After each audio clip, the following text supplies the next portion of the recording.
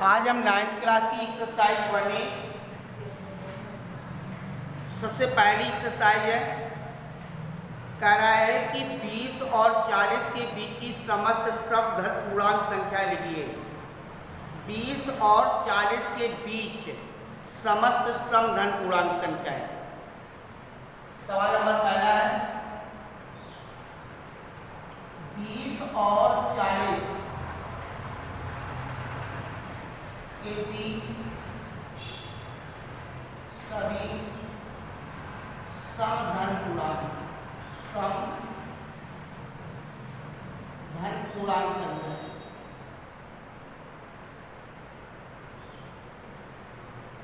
तो 20 और 40 के बीच सम संख्याएं कौन कौन सी हैं? सबसे पहले तो 22 सम संख्या, जिस संख्या में 2 का पूरा भाग चला जाए वो संख्या सम संख्याएं कहलाती हैं। जिसमें 2 का पूरा भाग ना जाए वो आपकी विषम संख्याएं कहलाती हैं। तो हमें सम संख्याएं लिखनी है 20 और 40 के बीच में। तो सबसे पहले 22, 24, 26, 28, 30, 32, 34, 36 और 38। तो 20 और 40 के बीच की जो सम संख्याएं हैं वो 22, 24, 26, 28, 30, 32, 34, 36 और 38 है। ये आपके 20 और 40 के बीच की सभी सम पूर्णांक है, सम पूर्णांक। इसके बाद सवाल नंबर दूसरा, कह रहा 1 से 10 तक की अभाज्य धन पूर्णांक संख्या है। 1 से 10 तक अभाज्य धन पूर्णांक संख्या है। तो पहली अभाज्य संख्या आपकी 2 है, 2, 3 के बाद 5, 5 के बाद 7। तो 1 और 10 के बीच की अभाज्य संख्या है। अभाज्य संख्या कौन सी है? जो संख्या स्वयं के अलावा किसी अन्य से विभाज्य न हो, वो संख्याएं जो स्वयं के अलावा किसी अन्य से विभाज्य न हो, वो संख्याएं कौन सी संख्या कहलाती है? अभाज्य संख्या कहलाती है। अब अभाज्य संख्याओं में एक जो है, एक न भाज्य है और न अभाज्य है। एक ना तो भाज्य है और ना ही अभाज्य है। ना तो एक को भाज्य में रखा गया है और ना ही अभाज्य में रखा गया है। क्योंकि क्यों नहीं रखा गया है? एक अगर एक का किसी भी संख्या में भाग को सभी संख्याओं में भाग चला जाएगा तो एक से सभी की सभी विभाज्य हो जाएंगे, इसलिए ना वो भाज्य में है और ना ही अभाज्य में है। नंबर 1। अब यहाँ पर देखिए, एक ना भाज्य में है ना अभाज्य में, अब 2 आपकी कैसी संख्या है? अभाज्य। 3 भी अभाज्य है। तो भाज्य संख्या कहाँ से प्रारंभ होगी? भाज्य संख्या प्रारंभ होगी 4 से। तो पहली भाज्य संख्या 4 है और पहली अभाज्य संख्या 2 है। और 2 एक ऐसी अभाज्य संख्या है, 2 एक ऐसी अभाज्य संख्या है, अभाज्य संख्या है जो कि एक तो सम है और अभाज्य है। सम भी है और अभाज्य भी है। केवल 2 एक ऐसी संख्या है जो सम अभाज्य संख्या है, बाकी कोई भी सम अभाज्य संख्या नहीं है। कोई भी सम संख्या अभाज्य नहीं हो सकती है केवल 2 को छोड़ करके। तो 2 सम भी है और अभाज्य भी है। तो यहाँ पर पहली अभाज्य संख्या 2, फिर 3, 5 और 7। तो 1 से 10 तक के बीच की जो अभाज्य संख्याएं हैं वो 2, 3, 5 और 7 है। ये अभाज्य संख्या है। नंबर 3, 2a + 1 का क्रमानुयायी पूर्णांक 2a + 1 का क्रमानुयायी पूर्णांक। तो किसी भी संख्या का क्रमागत यानी 2a + 1 की क्रमागत संख्या कौन सी है? जैसे मान लो 5 है, 5 की क्रमागत संख्या 6, 5 के बाद 6 आएगी। 6 की क्रमागत संख्या 7, 7 की क्रमागत संख्या 8। तो एक ही करके क्या होता जाएगा? जोड़ता जाएगा। तो 2a + 1 का क्रमानुयायी पूर्णांक का क्रमानुयायी पूर्णांक 2a प्लस 2 हो जाएगा, एक जुड़ जाएगा इसमें, ठीक है। तो इस संख्या के आगे की क्रमशः जो संख्या आएगी वो 2a प्लस 2 हो जाएगी। और आगे भी पूछता तो 2a प्लस 3 हो जाती, 2a प्लस 4 हो जाती, 2a प्लस 5 हो जाती। तो पहली संख्या आपकी 2a प्लस 1 है, तो दूसरी 2a प्लस 2 है। इसको ये भी लिख सकते हो कि एक क्रमागत संख्या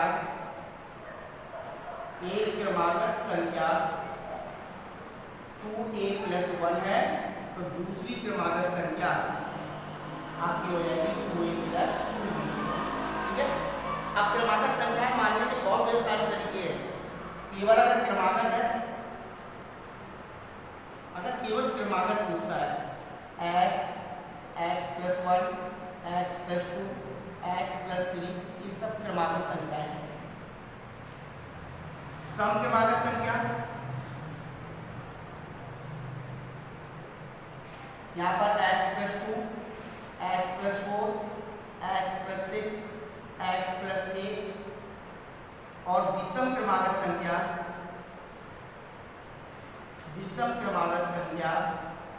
अगर पूछी जा रही है x plus 1, x plus 3, x plus 5, x plus 7, ये आपकी विषम क्रमागत संख्या है। अब इनके पूछने का तरीका कौन सा हो सकता है? जैसे यहाँ पे आपसे पूछ दिया कि 2a प्लस 1, अगर 2a प्लस 1 है तो आगे हो जाएगी 2a plus 2, 2a plus 3, 2a plus 4, ये आपकी क्रमागत संख्या हो जाएगी। अगर इसी तरीके से समय पूछता कि 2a प्लस 2, ये पहली संख्या है, तो यहाँ पे हो जाता है 2a प्लस 4, यहाँ पर सम हो जाएगा 2a प्लस 6, मतलब क्रम से बढ़ते जाएंगे। यानी कि अगर हमें क्रम से चलना है, केवल हमें क्रमागत है तो संख्या जो भी आपके लास्ट में लिखी है उसके आगे की संख्या लिखनी है। अगर सम में है तो उसके आगे अगर 2 है तो 4, 4 है तो आगे 6, 6 है आगे तो 8, और अगर विषम में है तो आपका 1 लिखा हुआ है तो 3, 3 के बाद आपकी 5, 5 के बाद 7, तो आपको विषम रूप में लिखना है। तो यहाँ पर सबसे पहले पूछा गया था कि 2a प्लस 1 का क्रमानुयायी माने आगे की संख्या, तो 2a प्लस 1 का क्रमानुयायी पूर्णांक हो जाएगा 2a प्लस 2 हो जाएगा।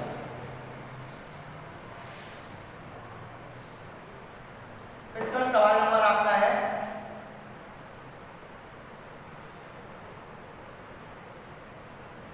चौथा।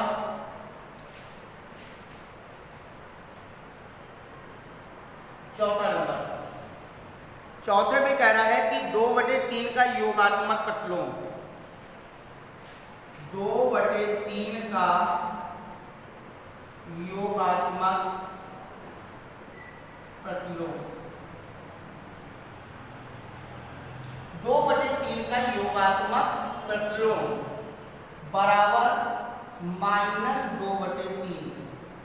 योगात्मक प्रतिलोम है, योगात्मक प्रतिलोम माने योग का प्रतिलोम, माने प्लस का क्या हो जाएगा माइनस, और माइनस का क्या हो जाएगा प्लस हो जाएगा। तो हमें ये कुछ नहीं करना है, 2/3 का योगात्मक प्रतिलोम, माइनस केवल बाहर से गुणा कर देंगे, चाहे वो संख्या प्लस की हो चाहे वो संख्या माइनस की हो। बाहर से माइनस का गुणा करेंगे ऑटोमेटिक संख्या बदल जाएगी, प्लस की माइनस में हो जाएगी, माइनस की प्लस में हो जाएगी। तो जब इसका अंदर गुणा करेंगे तो ये संख्या प्लस की और ये माइनस का गुणा कर रहे हो तो माइनस की हो जाएगी 2/3। अब योगात्मक प्रतिलोम का दूसरा नाम क्या है? योज प्रतिलोम। योगात्मक प्रतिलोम या योज प्रतिलोम। योगात्मक प्रतिलोम या योज प्रतिलोम एक ही बात है। इनमें हम क्या करते हैं, माइनस का गुणा करते हैं।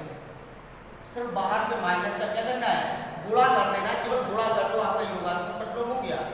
जैसे मान लो हमारा लिखा है -2/6, -2/6 का योगात्मक प्रतिलोम,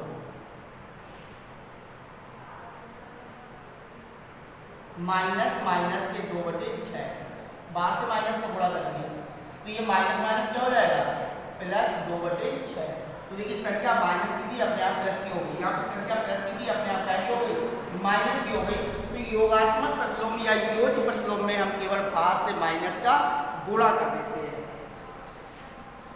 तो ये आपका योगात्मक प्रतिलोम हो गया। इसके बाद सवाल नंबर है 5वां, -5 का गुणात्मक प्रतिलोम।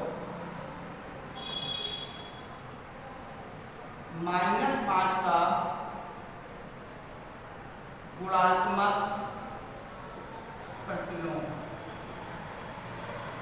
बराबर हो जाएगा 1/-5। गुणात्मक प्रतिलोम है, संख्या क्या हो जाएगी, पलट जाएगी। गुणात्मक प्रतिलोम व्युत्क्रम या केवल प्रतिलोम, गुणात्मक प्रतिलोम व्युत्क्रम या गुणात्मक प्रतिलोम या व्युत्क्रम या केवल प्रतिलोम लिखा हो, इनमें हम संख्याओं को क्या करते हैं, पलट देते हैं।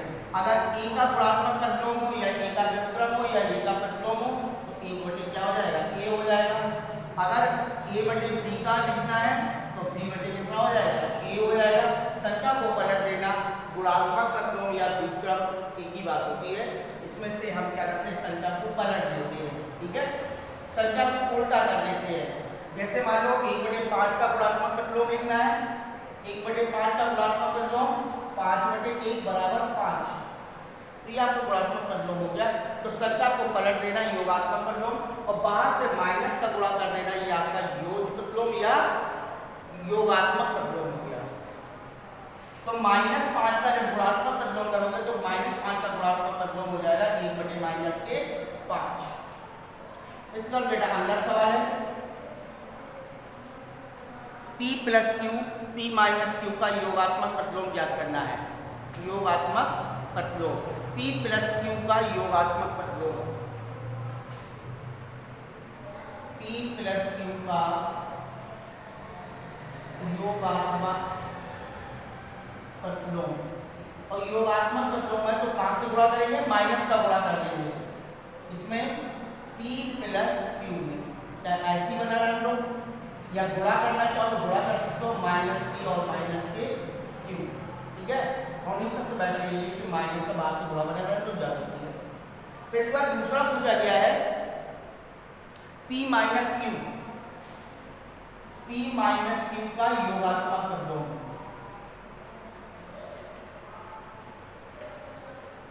योगात्मक प्रतिलोम -P - Q, गुणा करोगे तो -P हो जाएगा और माइनस +P हो जाएगा, बराबर आ जाएगा Q - P। तो P - Q का योगात्मक प्रतिलोम Q - P और P + Q का योगात्मक प्रतिलोम -P - Q। सवाल नंबर 7वां, x किस मान के लिए, x किस मान के लिए 5 × 3 × 2, 5 × 3 × 2 बराबर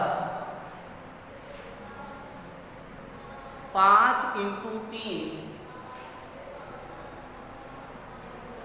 × x, 5 × x 5 × 3 × 2 बराबर 5 × 3 × x। कह रहा है x किस मान के लिए कथन सत्य है, x किस मान के लिए कथन सत्य है। तो यहाँ पर 5 × 3 × 2 बराबर 5 × 3 × x, ये आपका गुणा का सहचार नियम है, गुणा का सहचर नियम, सहचर नियम। और सहचर नियम में a × b × c बराबर, पहले ये दो संख्या ब्रैकेट में, फिर इसके बाद आगे की दो संख्या या आगे की दो संख्या और पीछे की दो संख्या बराबर हो जाएगा a × b और इंटू ये गुणा का सहचर नियम है। लिखने का तरीका है गुणा का सहचर नियम है, और गुणा के सहचर नियम के आधार पर यहाँ पर देखिए 5 की जगह पर 5 है और 3 की जगह पर 3 है और x के स्थान पर कितना आ जाएगा, तो x की अगर वैल्यू निकाली है तो x की वैल्यू कितनी हो जाएगी, 2 हो जाएगी, ठीक है, x की वैल्यू 2 हो जाएगी, तो x बराबर आपका 2 आ जाएगा। लेकिन किस नियम से सत्य है, गुणा का सहचर नियम से ये आपका कथन सत्य है कि x बराबर 2 है। गुणा के सहचर नियम से आपका कथन सत्य है कि x बराबर कितना है 2 है, x की वैल्यू 2 है। तो यहाँ पर सबसे पहले आप नियम को थोड़ा सा समझेंगे, फिर नियम को समझने के बाद आगे की एक्सरसाइज में और भी सवाल लगाएंगे। सबसे पहले हम योग के नियमों को समझेंगे। योग के नियम, और सबसे पहला जो योग का नियम है वो आपका है संवरक नियम। सबसे पहला संवरक नियम।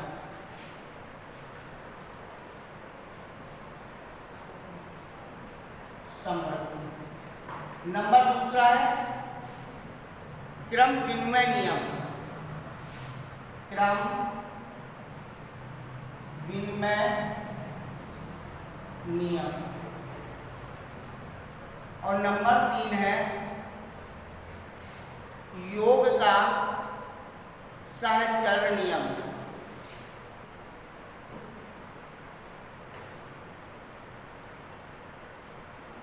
और नंबर 4 नंबर 3, ये 3 नियम आपके पास दे रखे हैं। नंबर 1 संवरक नियम, नंबर 2 क्रम विनिमय नियम, और नंबर 3 जो है सहचर नियम है। जिसमें से संवरक नियम क्या है, इसकी परिभाषा है, कह रहा है जब 2 धन पूर्णांकों को जोड़ा जाता है, जब 2 धन पूर्णांकों को जोड़ा जाता है तो योगफल सदैव एक धन पूर्णांक होता है। जैसे कि 3 + 7 = 10। जब कोई भी धन पूर्णांकों को, 2 धन पूर्णांकों को जोड़ा जाएगा, a + b को जोड़ा जाएगा तो बराबर c निकलेगा, ठीक है। या 4 + 5 = 9। ये आपका योग का संवरक नियम है, योग का संवरक नियम है, जिसे हम लिख सकते हैं इसमें से 2 पूर्णांक है, a और b 2 पूर्णांक है, a और b 2 पूर्णांक है।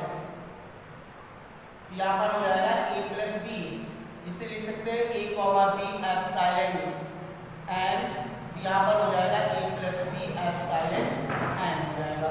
तो यहाँ पर सबसे पहले आपको देखना है कि इसी प्रकार से a और b 2 धन पूर्णांक है, जो a + b धन पूर्णांक होते हैं।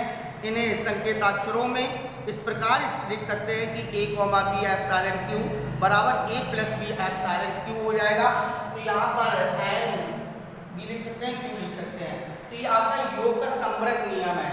कोई भी संख्या, जैसे हम लिखेंगे 10 + 5 = 15, ये हमारा योग का संवरक नियम है, योग का संवरक नियम, संवरक। फिर इसके बाद आपका पास है क्रम विनिमय नियम। क्रम विनिमय, क्रम बदलना है। यहाँ पर यदि 2 धन पूर्णांक, कोई भी 2 धन पूर्णांक a और b हैं, अगर उनको जोड़े a + b बराबर b + a, क्रम को बदल देंगे, क्रम को बदल देंगे। यहाँ पर a + b है और यहाँ पर b + a है, ठीक है। तो यहाँ पर a + b बराबर b + a, या कह दें कि 4 + 5 बराबर 5 + 4। ये आपका योग का क्रम विनिमय नियम है, योग का क्रम विनिमय नियम है। जहां पर a और b आपके 2 धन पूर्णांक है, a और b 2 धन पूर्णांक है, इनमें से योगफल में अंतर नहीं आता, योगफल में अंतर नहीं आएगा, योगफल में योग आएगा। तो यहाँ पर योग का क्रम विनिमय नियम है। फिर इसके बाद है आपका योग का सहचर नियम। और योग के सहचर नियम में आपके पास जैसे पूर्णांक दे रखे हैं, योग का सहचर नियम a + b + c, a + b + c बराबर a + b + c। ये आपका योग का कौन सा नियम है, सहचर नियम है, ठीक है। तो योग का ये नियम हो गया। तो तीसरा नियम ये है, दूसरा नियम ये है, और ये आपका संवरक नियम हो गया। 3 नियम हो गए। अगर इस क्रम में लिखा हुआ है तो आपका ये नियम हो जाएगा, इस क्रम में लिखा है तो ये नियम हो जाएगा, और इस क्रम में लिखा है तो ये नियम हो जाएगा। तो जैसे मान लो आपके तीनों उदाहरण, 5 + 6 = 11, ये आपका पहला नियम है। फिर इसके बाद 5 + 6 = 6 + 5, ये आपका सेकेंड नियम है। 5 + 6 + 7 = 5 + 6 + 7, ये आपका कौन सा नियम है? तीसरा नियम। ठीक है, तो ये योग का पहला नियम संवृत नियम, ये योग का दूसरा नियम क्रमनिर्णय नियम, और ये योग का सहचार नियम है, ये आपका तीसरा नियम हो गया। तो ये आपको ध्यान रखने हैं। फिर इसी प्रकार से जैसे यहाँ पर योग का है, उसी प्रकार से गुणा में, इसमें गुणा में, तो गुणा का संवृत नियम, गुणा का संवृत नियम, गुणा का संवृत नियम क्या हो जाएगा? a × b बराबर आंसर क्या आ जाएगा? c, यानी कि हम 2 का गुणा 3 से करें तो 2 × 3 बराबर कितना आ जाएगा? 6 आ जाएगा। सिंपल सी बात है। तो यहाँ पर ये आपका गुणा का संवृत नियम हो गया। फिर गुणा का क्रम विनिमय नियम, ये हो जाएगा a × b = b × a, a × b = b × a, जिसे क्या लिख सकते हो? 5 × 6 = 6 × 5। ठीक है, नंबर तीसरा नियम है गुणा का